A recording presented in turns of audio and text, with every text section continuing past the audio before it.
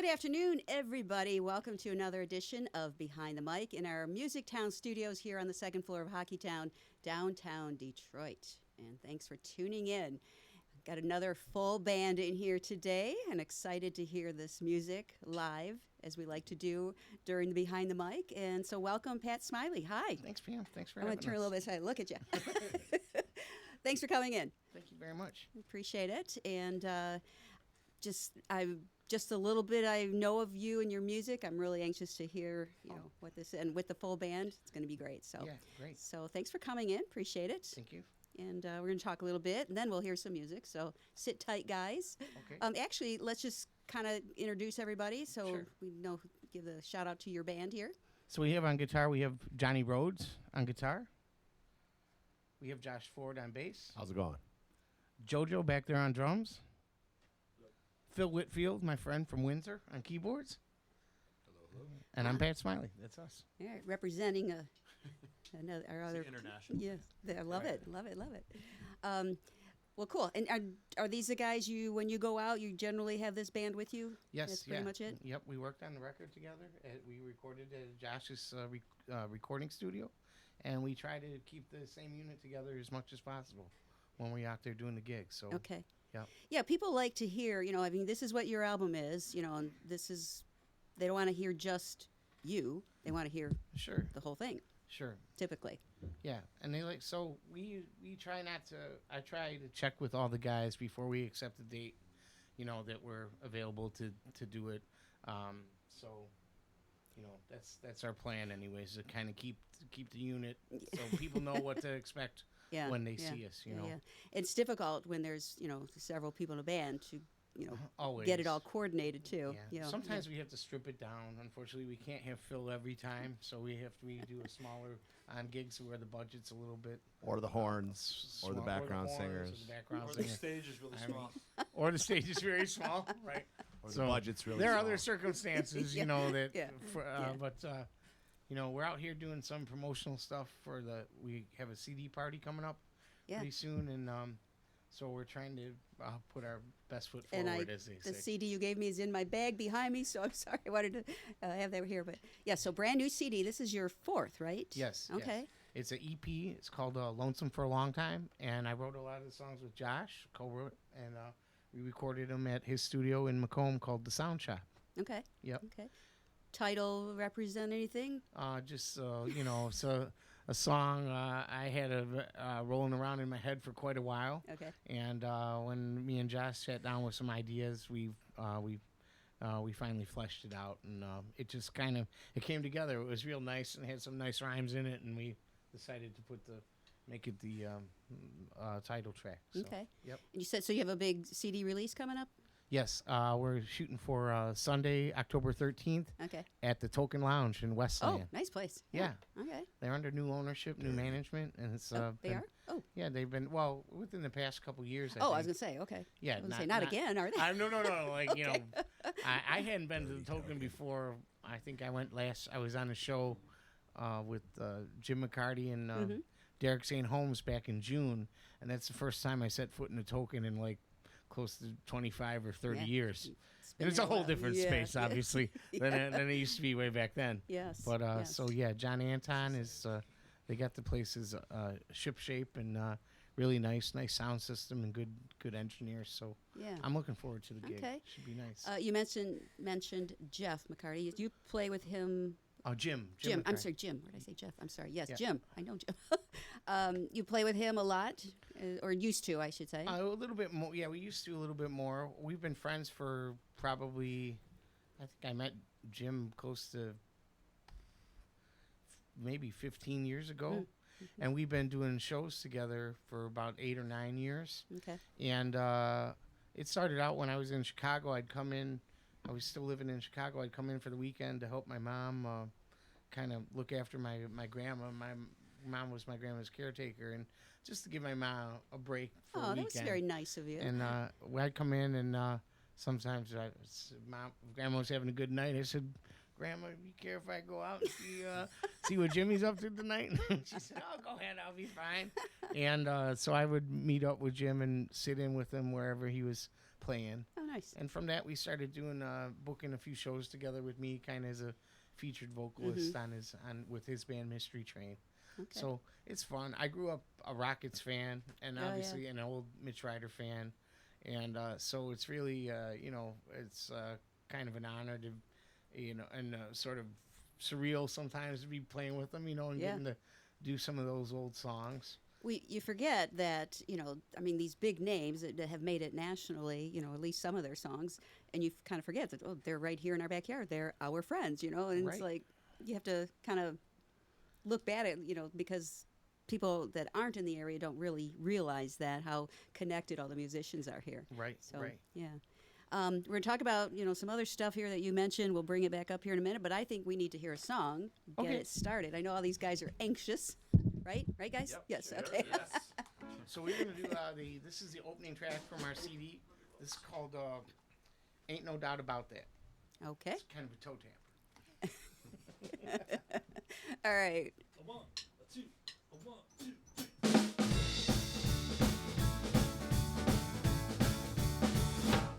Well, I've been away so long, it's hard to find the road leads back home. I've been driving and crying, hope he's going down. Still got a long way to go. Finally got myself together, got some money, got some brand new clothes. I can do what I can do, I just had to prove it, ready to come back home. Just make a way back home to you, girl, hoping that you still want me around. Wonder if you're gonna really love me, or if you're gonna put me down. When the baby says she loves me, you know there ain't no doubt about that. She makes me feel like she really needs me. You know there ain't no doubt about that. She got a love that remains unequal. She got a love that's one of a kind. She got a sweet disposition. She got a love that blows my mind. Ain't no doubt about that. No, ain't no doubt about that. When I pulled into town last night, I spent the night before Kalamazoo. I've been biding my time, riding the line, trying to get back to you. Remember the promise you made me, swore you would always be true. Well, I'm hoping you mean it. You better believe it, baby, I'm counting on you. There's a make a way back home to you, girl. I'm hoping they still want me around. I wonder if you're gonna really love me, or if you're gonna put me down. Baby says she loves me, you know there ain't no doubt about that. They make me feel like she really needs me, you know there ain't no doubt about that. She got a love that remains unequal. She got a love that's one of a kind. She got a sweet disposition. She got a love that blows my mind. Ain't no doubt about that. No, ain't no doubt about that. No.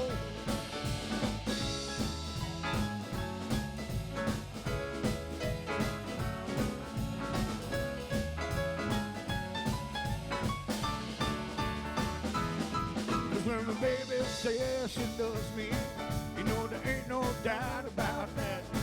She makes me feel like she really needs me. You know there ain't no doubt about that. She got a love that remains unequal. She got a love that's one of a kind. She got a sweet disposition. She got a love that blows my mind. Ain't no doubt about that. No, ain't no doubt about that. No, ain't no doubt about that. No, ain't no doubt about that. No. Woo! Toe tapping is right. Nice. Off your brand new CD. Very cool. What kind of trying to listen to it, and hear the different sounds in it? I know you were inspired by a lot of the Detroit music growing up. Sure. And does that play into all of your music now? Oh, yeah, I think so. And it always has, really. A lot of Detroit rock and roll. That one sort of has a Howlin' and Dozier, Howland's Yeah. vibe. And incidentally, I don't know, I work with Dennis Coffey as well. And with Dennis, we just played this private party over at Third Man Records about 3 months ago, where all the Motown stars, including Holland Dozier and Holland, showed up. Oh, wow. And I got to meet Eddie Holland and Lamont Dozier and Claudette Robinson. Wow. And then out of nowhere came Peter Wolf from the J. Gals band. I was just like, I was like, man, these are all my favorites in one room, you know? So, but yeah, Motown and Stax, you know, those two soul labels were big influences on me.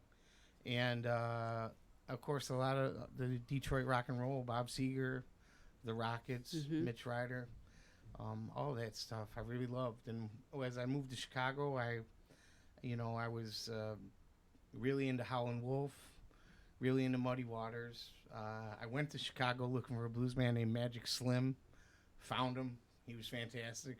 Went looking for James Cotton, found him, got to know him a little bit.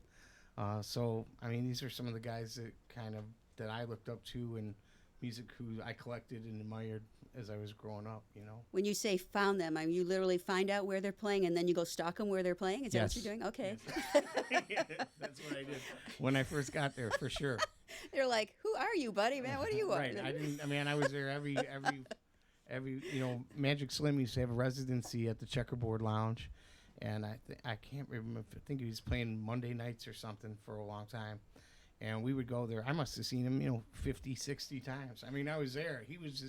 He had such a raw sound. And he passed away about, I think, 6 or 7 years ago and just left a really giant hole in the Chicago blues community. But Slim was the guy, you know, for sure. Can you imagine? I'm thinking these artists, they're up on stage and they see this same person there every night, like, okay, this is getting weird, you know. They're used to it, you know. I mean, I didn't badger them too much. Okay. I just showed up and. But you introduced yourself and got to know them, yeah. For sure, yeah, and it was great that they were approachable like that. Yeah. You know, that they even, you know, those settings were, the club settings were smaller and informal, and you had a chance to, you know, it wasn't like, you know, now the only chance you get to see some of these artists is at a big festival where I'm sure you probably be tackled by security if you try to get too close to the stage or the backstage areas. So it used to be so much. It's so easy to just, you know, hey, I'm Pam, just go backstage. You know, I mean, it's like, man, they took the fun out of getting backstage, you know, with all that. But it was very exciting for you that you got those opportunities and. Oh yeah, and to talk and ask questions. Oh and, yeah. I mean, you know, just hear the stories, and you know, now I get to.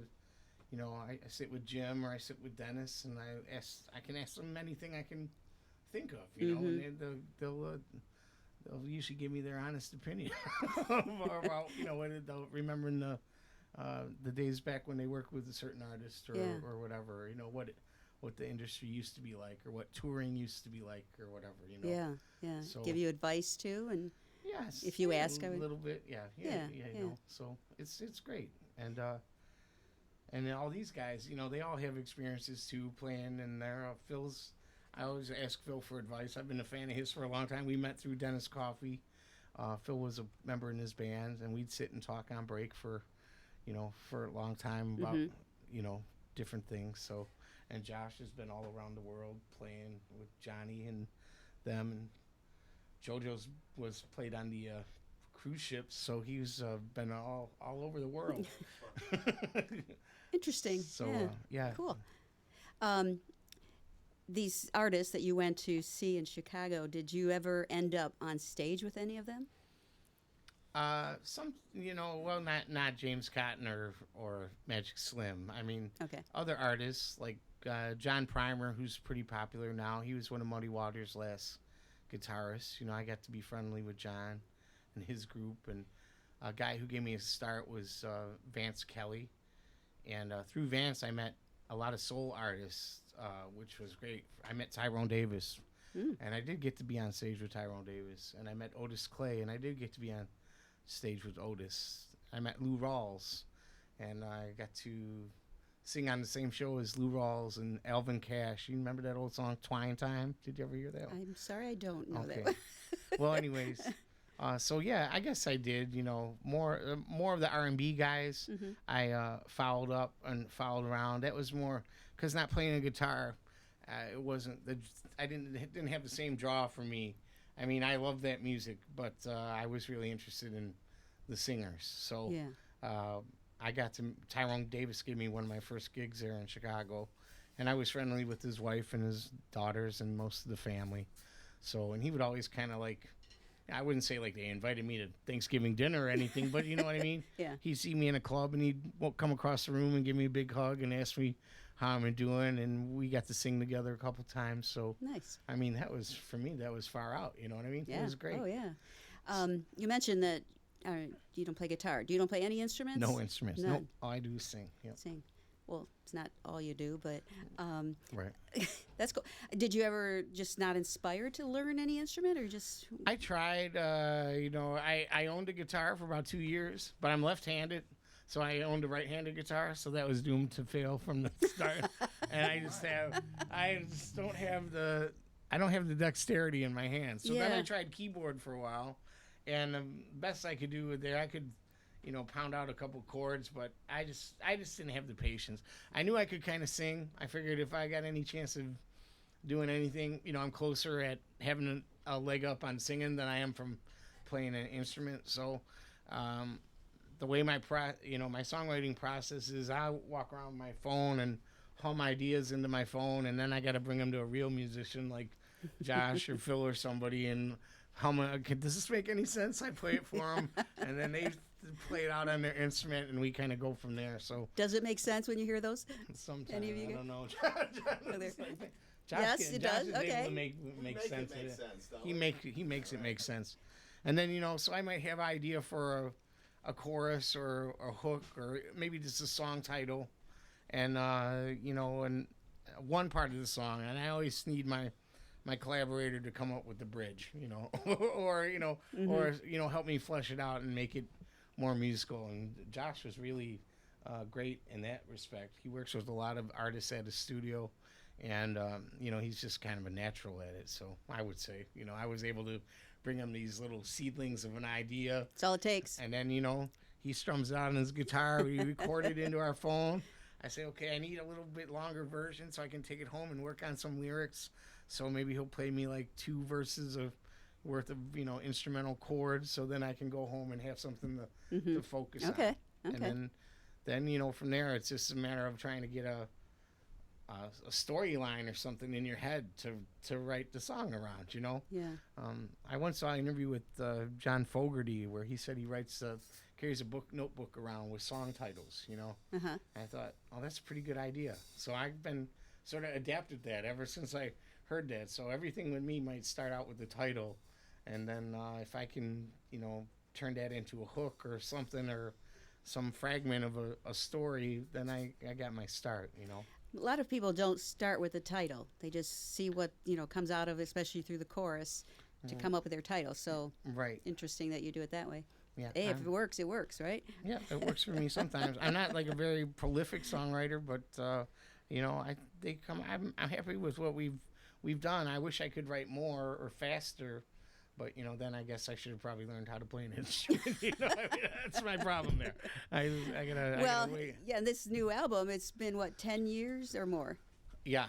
since your last one. Yeah. Okay. Yeah, it's been almost. I'm 12 going to tell years. you keep moving over. I don't want to be I'm right in sorry. your camera view. So go back Go that way. this way. Okay, sorry. I'm sorry, not too. I mean, you moved over here the first time, and so I just. So you. It took you so long. I mean, just was there issues writing, or just other things that got in the way? You just weren't focused on a full CD. Yeah, kind of mostly the other life issues. Okay, I think okay. Yeah, I mean, I was busy moving. I had some stuff going on in Chicago, so songwriting wasn't at the top of the list. It was yeah. just kind of just whatever. So I was lucky when I moved back here. I got my focus back, and I wanted to come back and make sure I had a good album to kind of kick off, reintroduce myself to everybody here with a Detroit band and some Detroit music. So We're going to talk about that Chicago move, but let's hear a song first. okay. This is the title track. This is called "Lonesome for a Long Time."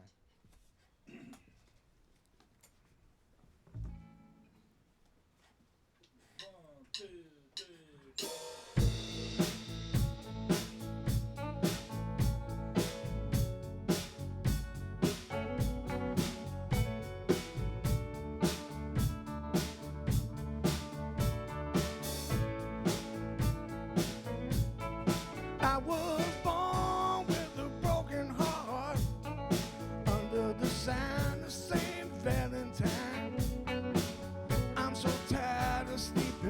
myself. I've been lonesome for a long time. Baby, even a blind man knows when he's walking in the sunshine. And I could see you were lonely just like me, and you've been lonesome for a long time. After years of crying tears from morning to midnight,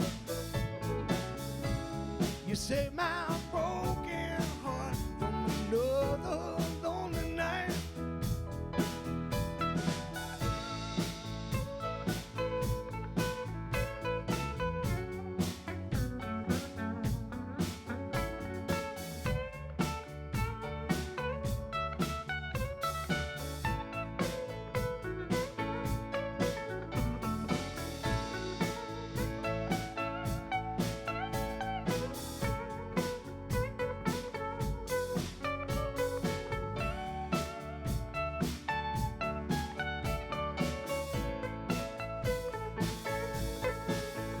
Your love is like the morning sun shining on my life.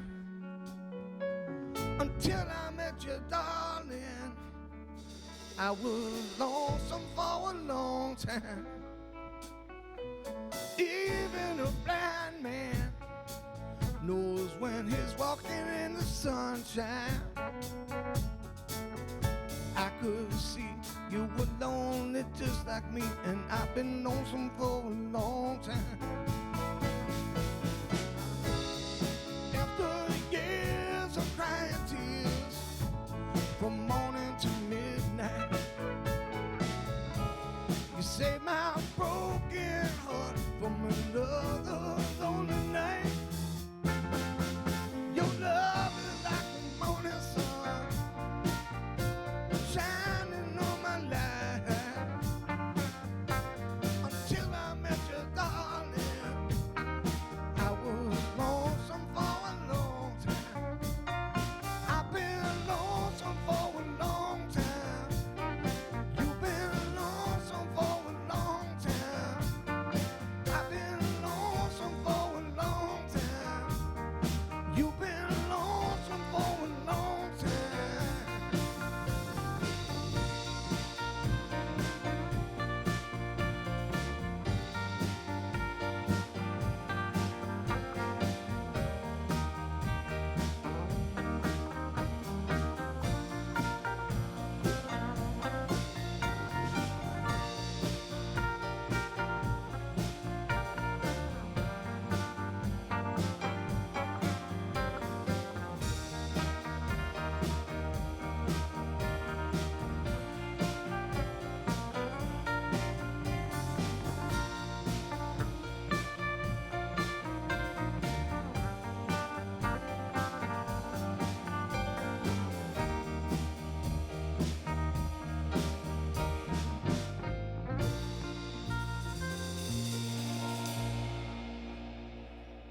Ooh, nice. Got that really gravelly, kind of husky. Gargle glass. Did you ever have vocal lessons growing up, or? No. Well, no. But I did have, we'll say I went to school in the South Lyon School District. Okay. And we did have choir classes way back then when, before they started cutting, funding for that kind of stuff. So I was blessed that I had, those opportunities. But other than that, certainly no formal training or anything. We practiced in the garage and in the basement. Is it choir class as opposed to a choir? Oh, choir. Choir. Choir. But, Okay. This was like, Okay. sixth, fifth, and third, fourth, fifth, sixth grade. Oh. Like that. Really young. But, Okay, gotcha. But it was, so that was my, but, thank God we even had that, Yeah. Some schools today don't even offer any kind of music classes. So, Yeah. I don't know about these guys, but that was about the extent of my training, as it were. Well, and if you sing enough and you talk to all these mentors, I'm going to just say mentors that you find and, hook up with. So, I mean, of course they don't teach you how to sing or anything like that, but you know, may give you inspiration and Sure. you sound really good and, you know, try this or whatever. I don't know. Sure. Yeah. So, Yeah, Lou Rawls told me I sounded good. And I was like, hey, all right. oh, I'm good. Right on. We were at a gig at Buddy Guy's Legends, and we had performed, and the guy who I was going around with at that time, Vance Kelly, he was a guitar player and a singer, and he was very popular around Chicago, and he had a gig there at Legends. So it was his gig, and I was like his little sidekick special guest who would come up and do a couple songs. Well, on that particular night, Lou Rawls happened to be in the house. Wow. So Lou Rawls got up on stage, and when Lou got up on stage, Buddy Guy got up on stage. Oh, my gosh. So it was them, you know, Buddy, Lou, and Vance's band all playing. And when he came down, everyone was just, I mean, the crowd was going berserk. As you could imagine, they lost their mind. And Vance, Yeah. knew he couldn't follow that, so he called me up, like right after that. And everyone's like, what's this guy doing here, you know? Who's So this? I sang my couple songs. I didn't know anyone was paying any attention. But Lou Rawls was, thank God. And on my way out the door later that night, he said, hey, kid, sound pretty good. And I said, thanks, Lou. But so that's my Lou Rawls story. But, you know, Vance knew enough not to try to follow that up himself, so he kind of threw me to the sharks. So I learned some valuable showbiz lessons from Vance. But that was a big throw for my me, gosh. obviously. You know? Yeah. So that was great. And a lot of little things like that happened to me in Chicago, particularly when I was with Vance, because he was just like really beloved, you know, among the rhythm and blues community. So, I mean, if ever there was a big star who was in town, they might go find out wherever he was playing. Oh. Or, you know, he had a residency. Tyrone Davis for a time had a club open on the west side of Chicago, the Tyrone Davis Entertainment Center. And Vance was the house band there for a while. Okay. So, you know, so I got to meet a lot of acts that, you know, I never would have, in my wildest dreams, I think would have thought I would have known back when I was growing up in South Lyon. So I got to meet all these guys, Otis and Tyrone and stuff. So it was great. Very cool. Well, let's talk about that Chicago trip. I mean, you were born and raised here. Yes. And how old were you when you decided to move to Chicago? I was about 23 years old. Okay. Yeah, and I actually went there under the auspices of going to graduate school.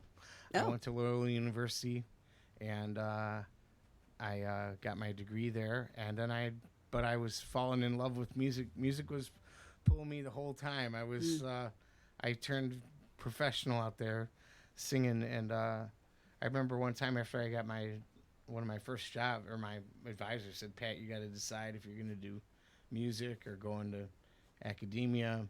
He's like, you can't do both. And I'm like, what do you know? I'm going to do whatever. I can do it. But I couldn't. I couldn't hack it. But I was glad to, start getting some gigs around town in Chicago. So it took me about 3 years. And, I landed a residency at the Checkerboard Lounge when I was about 26 years old. And we played there for about a year and a half, 2 years, every Wednesday night. And that was really kind of where I got that was my college of musical knowledge, was right there on 43rd Street. And we did a lot of shows out there. And I just spent a lot of time there meeting the old blues guys and some of the old soul guys and stuff. So it was, and that was, nowadays, we have the DVD of the Rolling Stones doing their famous concert there with the Muddy Waters. That night was legendary through the Checkerboard. It was like mythic.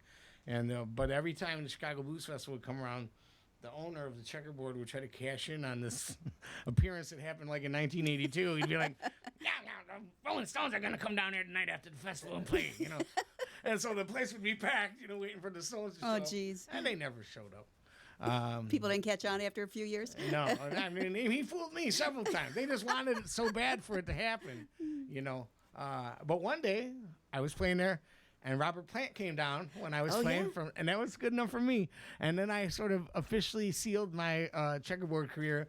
The night that Robert Plant came and see me, that was the last night I played there. I was like, I'm good. I finally got to meet one of the rock stars I've been hoping to meet, and we're good from now on. And sort of after that, they went out of business. There was issues with the city and stuff. They changed locations, and the original location on 43rd Street got shut down because of whatever code violations or something with the landlord. So they moved to a space in Hyde Park, which used to be a women's workout world, like a gym in a strip mall. It just really wasn't. It kind of lost the whatever. Lost the charm. Right? Everything that made it the checkerboard. It was no longer That's the too bad. checkerboard once it moved into the strip mall. Obviously. Now, did you meet Robert? Did you know he was in the audience when you were singing up there? Yeah. Well, I saw him, and actually, this was funny. We were on break. It was our Wednesday night. I remember being kind of a slow night. And I was sitting on the end of the bar on break, and the manager, I heard him pick up the phone and hangs up, and he says, "Smiley," he goes, "I want you to take a long break. We got some rock band coming down here. They want to hear some music." I said, "Okay, well, whatever, I didn't know who. I thought, who's in town? Blink 182. I don't know who's gonna come down here. And then I was standing close enough to the door. The doorman was like from me to you. And the promoter, this guy named Arnie Granite, who was the president of Jam Productions, who one of the big independent promoters before like Live Nation came in. He popped his head in his door and he said, "I'm Arnie Granite, and I'm here with Robert Plant." And I did a double take. I looked at the door. I couldn't believe it.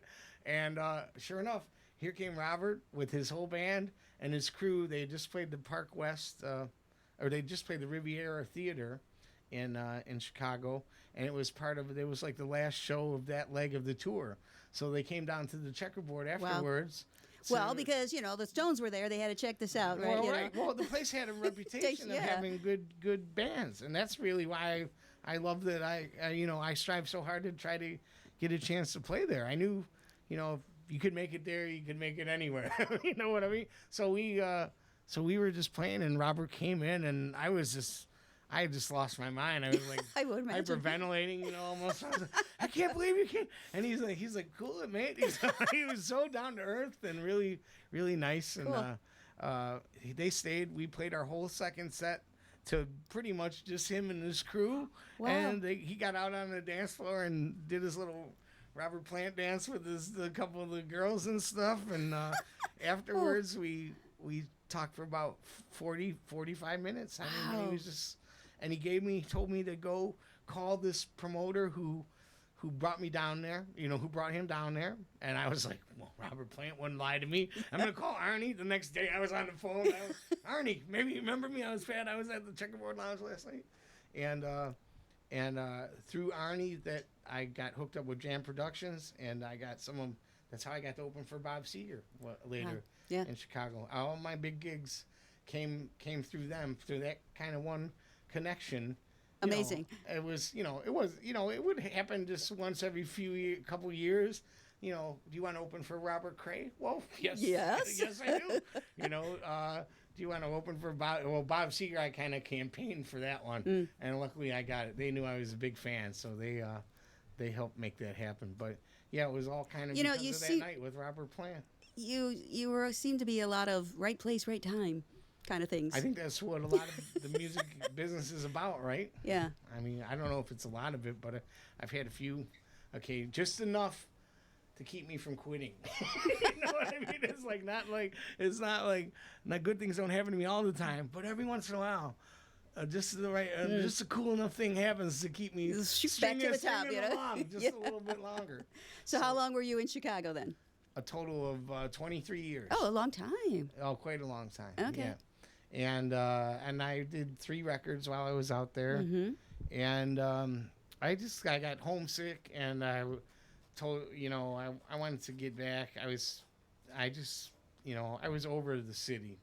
I had a lot of reasons to come home, and I owned a home out there. I had to wait for the market to kind of turn around before I could sell the house. I didn't want to lose. I'm like, this was the one smart thing I was supposed to do: buy property, own a house.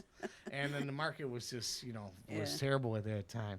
So I held on to it for a few extra years, longer probably than I wanted to. But when I finally unloaded the house, I moved right back here. And I'd been in touch with Phil prior to the move, and Dennis Coffey, and Jim, all those connections started almost Nice. 5 years before I made, I was ready to leave Chicago 5 years probably before I did. Yeah. But I was coming back every once in a while, like once a quarter, to do a show with McCarty. And if I was still around town on a Tuesday night, I'd go see Dennis down at Northern Lights, and there would be Phil. And I met Josh in Chicago. He lived out there for a while, about a year, right? I was there in 2004. 2004. So I met him. I turned up at one of his shows. He was playing a lounge that I was a regular act at, and he was doing a solo acoustic thing out there. And we touched base and made friends. And he traveled all over the country. I mean, he's done a lot of road work and stuff. So now he's focuses more on the studio. Kids. Kids, yeah, kids. But yeah. One of the things that you mentioned, you were talking about, because you don't play an instrument, that must have been tough when you go into a brand new city and all of a sudden you have to find a band. Yeah. Well, Josh helped out a lot with that. Okay. He knew Johnny. I forget how something opened up, I think. I want to say it was at O'Mara's in Berkeley. Something opened up kind of last minute. And I called Josh, and I'm like, man, I got this chance to play here. They're offering me a gig, but I don't really have a band. He goes, give me a minute. I'll make Give me a minute. calls. Book the gigs. I got your band. Book the That's gig, what I right. said. And so Johnny been playing with Josh for years, so he knew them. And I think that first gig, he brought a drummer named, was that Eric Savage? Eric Savage. And so we just, we knocked out the hit on like it was like a moment's notice, like, I don't know, 1 or 2 days. But well, it helped you knew somebody there. yeah, So that's the hard part though, because you got to be able to accept those last minute gigs. That's what I'm finding is like we even got this one guy now. Like I say I got this I have all these dates over 3 months. We have all these openings. Can you fill any of these? He doesn't call me back, right? And then like the night before the gig, he goes, "Are you available to play for me Friday?" I go, "Well, Sabby's in St. Clair Shores. calls him out." Okay, yeah, Tony. Sabby's in St. Clair Shores. Okay. They like to book gigs last minute. That's all. Okay. It's Okay. very nice. On that note, let's go to some fun stuff. This is my Pam exam, some random questions for Okay. you to answer. Here we go. If someone has a really good answer they want to shout out, then you're welcome to, but I'm going to focus on you, Pat, with these questions. Okay. If you had access to a time machine, where and when would you go? Okay. I'm familiar with the Pam exams, and I've been writing the questions. Time machine question. Let's see. I would think I would go back. Let's say I come back here to Detroit, maybe 1966, when Mitch Ryder and the Detroit Wheels maybe started out, had their hit. Okay. I think, or anytime right before that. I'd like to go back in the early to mid 60s and kind of like be around for Motown and some of that. Those And I can early see you rock going and to roll. all those places, Well, I would love that. Yeah, I and would love stalking that. all these. I would love that. artists. And I can ask Dennis about that when I see him, because he was He's a part funk of brother. that scene. Yeah. Okay. Yep. Well, I think you already answered this, but I'm going to ask it again just in case there's something even more. Most memorable music moment. Well, it was getting a chance to open for Bob Seger, Okay. I think. And I will say it wasn't even part of being on stage. I will say this: I never did a big arena show before, so they call you there to be there like all day. You're like, get there at 2:00, and when sound check 7. Okay, why I got to be there 5 hours early? Psh, that's not for you to ask. Just be there. So we get there and we're hanging around all day in the corridor of the. And they give us our dress. They show us our dressing room, and it's actually it's quite literally like a broom closet. It's like we had 7 people in the band, and we couldn't all fit in the room at the same time. So there was like a deli tray and maybe a case of beer or something. And so but we didn't care. We were opening for Bob Seger, right? So I'm like, this is awesome. And so we were hanging around 4 hours, 4.5 hours. All of a sudden, I don't know what happened. It was just a total mood of the whole place took change. Everything got serious. And I'm like, Punch Andrews showed up. Bob and the manager must be in the house. And so also, all the crew was snapped to it and everything. Everyone was, and about, I don't know, another 25, 30 minutes went by, and the promoter came up to me and said, Pat, come take a walk with me. And he was like acting like he had like bad news. We haven't even gotten to do the show or sound check. How am I going? I'm thinking we're getting fired. We haven't even sound checked.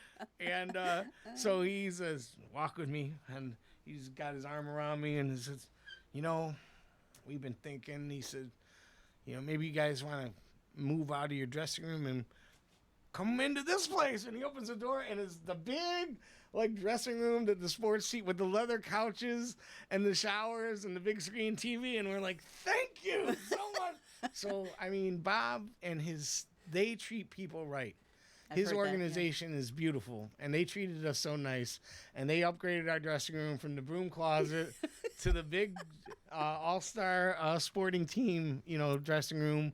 And then they made sure we had something to eat. They must have told me to go eat 5 different times. I'm like, it was like, because you may not get this chance again. There's chicken and prime rib and everything down there. I'm like, I want to eat, but I'm so nervous to go out, and I'm going to barf on stage and everything. So, but it was great. And I would say that's it. Just that memory and, being selected to do that show was great.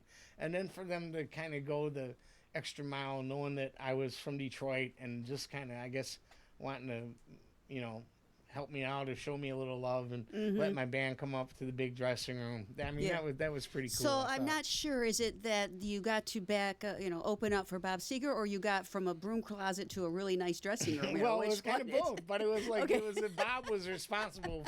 Bob and his staff were responsible for both, and they treated us really nice. Yeah. And I can't reiterate that enough. It was very cool. We felt so special that day, And it probably helped when you got on stage too. You were just. I remember the first thing I said to the audience. The band climbed up in his face, and I said, "My name is Pat Smillie, and I've been waiting my whole life to do this gig." And everyone was like, "Ah!" They kind of went crazy, and I think I won the crew's heart. They said they. It was a nice night. We only had a half an hour to do, so it was over in a flash. Yeah. But I didn't feel, somebody said, were you nervous? I said, no, I was ready. I've been waiting. I literally 7 have hours. been waiting my whole life and this last 7 hours to come do a gig like this. Yeah. And now we're getting a chance to do it. Very so cool. It was real for you. fun. So, yeah, that was probably my best moment so far. So far. We're Okay. not done yet. I should add that in my little card here. Right. Up to this point. Yeah. Is there a quote you live your life by or think of often? I don't mean to make this so hard for you, Pat. You're I know, this one is stressing really, here. Yeah. I'm sorry. I'm sorry. I got nothing for that one. Okay, I'm no. sorry. Don't be sorry.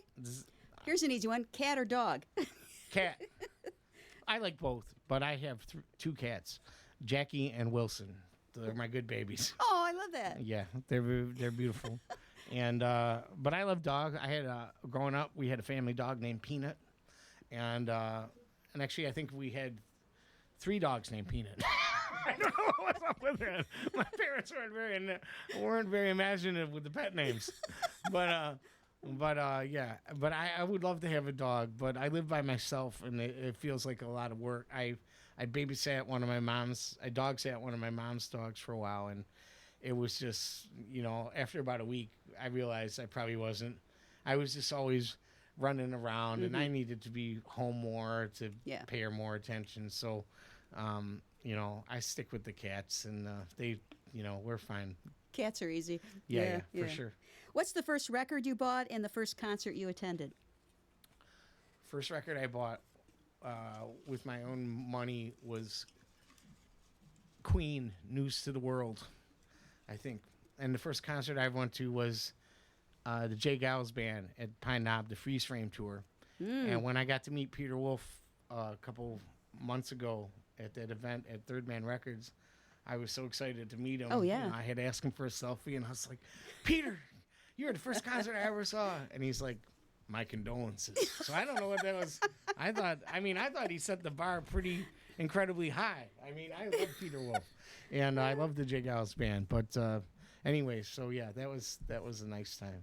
That's cool when you can meet someone that you really look up to and stuff. And Yeah, he was. I mean, really, he's one of my, I would say Peter Wolf, Bob Seger, Mitch Ryder, Joe Cocker. Those are some of my rock and roll guys that I just loved. Yeah. And of all the front men, I mean, it's hard to top Peter Wolf. I gotta say I grew up with that "Blow Your Face Out" album. That live Jig Alice record, and just the Must Have Got Lost, the rap with the Reputed the Buddha and all that stuff. They played on Detroit radio. Yeah. And that was fantastic. A chance to meet him. Favorite non-music pastime? I like watching movies. I like watching documentary films. I like watching documentary films about musicians, but I'll watch it just about anything that I can learn something from. So yeah. Cool. Best advice ever given to you?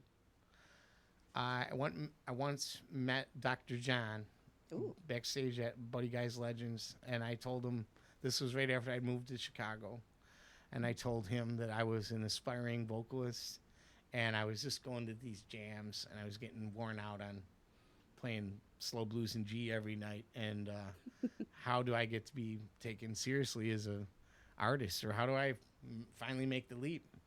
And he just said, just do it every chance you get. Just sing, go out and sing every chance you get, every setting. These guys were talking about know your keys, learn your keys, what you do the song, be able to count the tune off, stuff like that. But Dr. John just told me, never to quit. Always just keep putting yourself out there, and the experience will make you better, make your voice stronger, and just you learn the ropes as you go. So it was simple piece of advice, but I was like, Dr. John wouldn't lie to me. You know what I mean? What is it?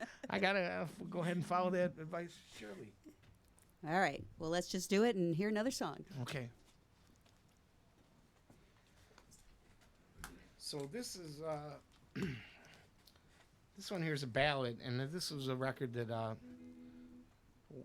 when the first CD I made in Chicago, this was one of the tracks we recorded for that one, and the song's been pretty, I don't know, a popular concert staple ever since, and I just decided to try to do a new version of it with the guys when we got here. So this is called "I Got an Angel." 1, 2, 3, 4.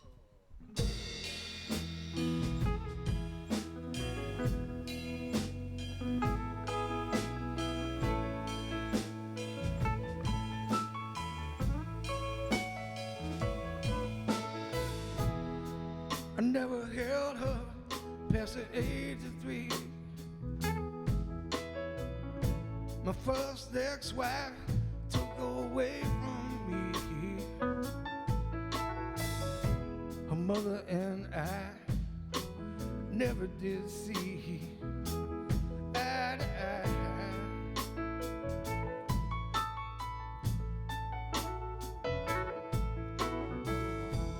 Don't know what you got until you lose it all.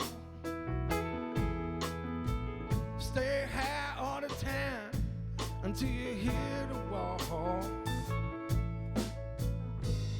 On the day she died and passed to the other side, I realized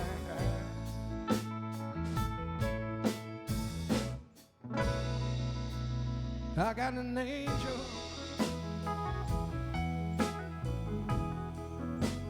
waiting up in heaven for me.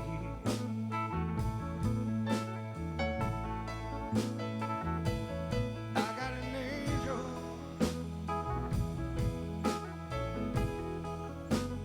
waiting up in heaven for me.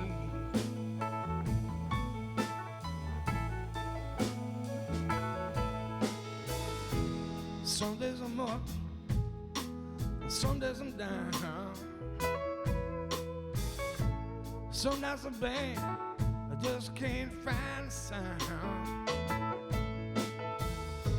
that takes me away to another place in my mind.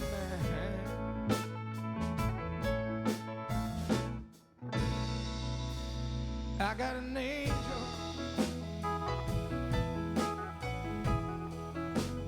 waiting up in heaven for me.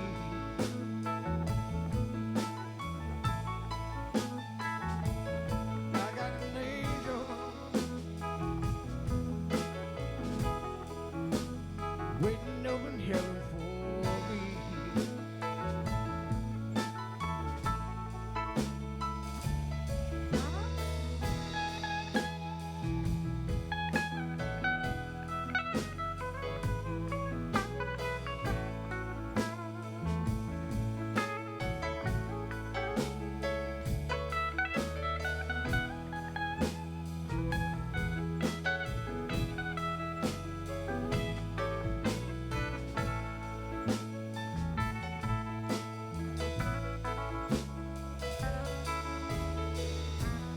Patience is a virtue, for some they'll say. But patience don't suit me, 'cause I just can't wait to hold her again and keep her right here by my side. Oh, she's on my mind, 'cause I got an angel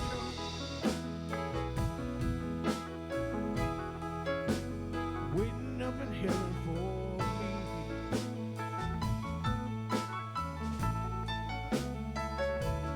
I got an angel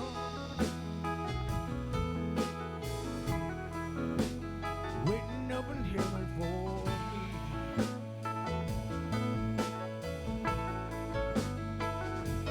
I got an angel waiting up in heaven for me.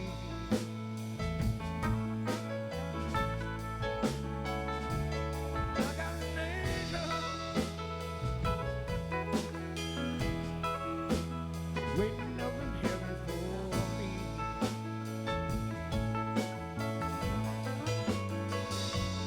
I got an angel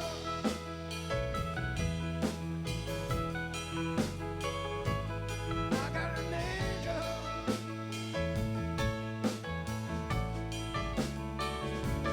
I got an angel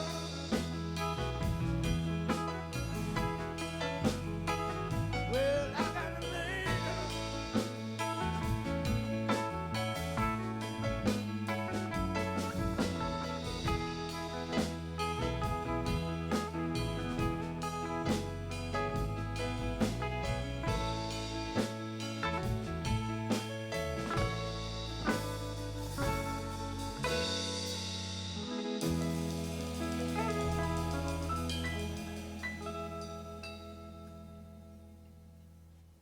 Ooh, I like that one. Thank you. Ooh.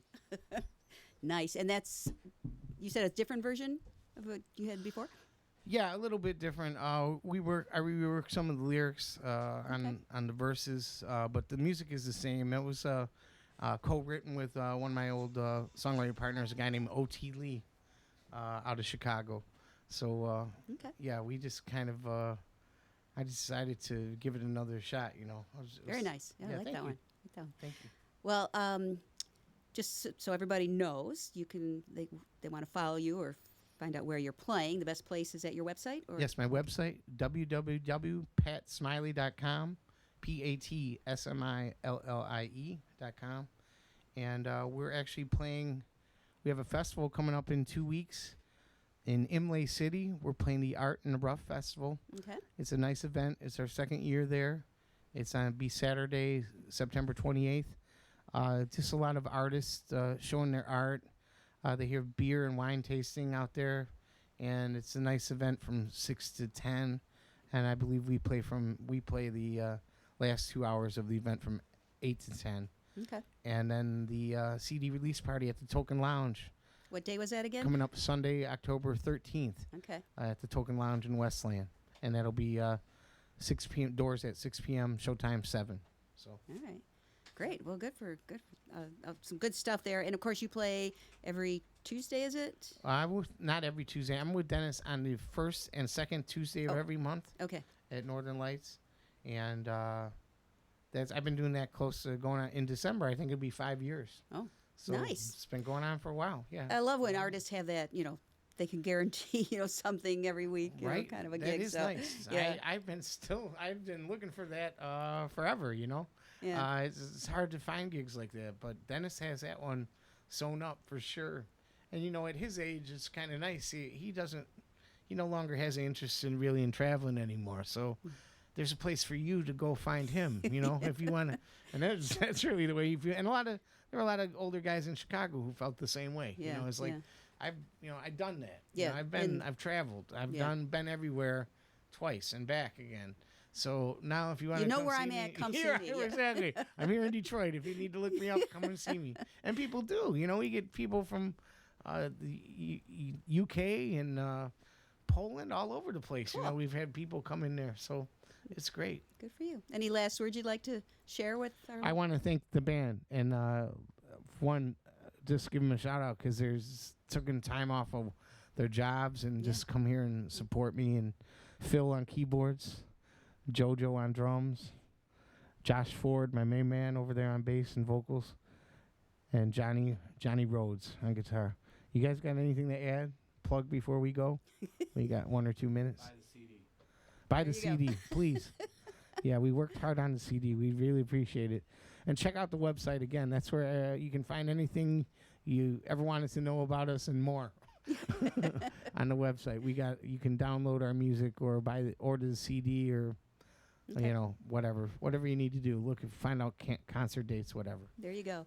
And then someday these people are going to be like you do. Go find out where these people are playing and go stalk them, and play with them. And I hope they that's do. the goal. And we want to thank you for having us. This is a very absolutely. fun event, and thank you so much. Yeah. Well, thank you for coming. I do appreciate it, guys. Sounded great. You guys, great. You guys work together. It sounded really good. Yeah, they're a great Yeah, band. good band. So, thank you, Pat. Thank you you, Pam. so much for coming in and Thank you. entertaining us. Again, someone here. Thank you. We appreciate it. And of course, thanks to all of you out there in the World Wide Web watching us live and tuning in every week. We do appreciate that here at the beautiful MusicTown Studios on the second floor of Hockeytown in downtown Detroit. And until next week, I'm Pam Rossi. Have a great week.